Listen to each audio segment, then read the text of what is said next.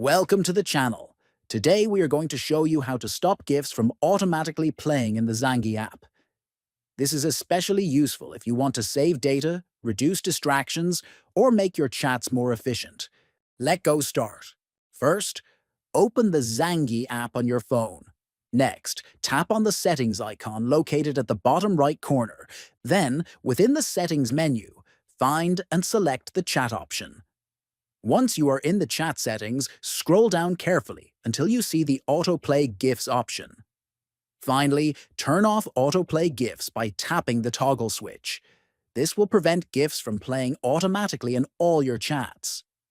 Now that you have turned off AutoPlay for GIFs, you can enjoy a cleaner and more controlled chat experience. Remember, this will save data and allow you to control what animations play in your chats.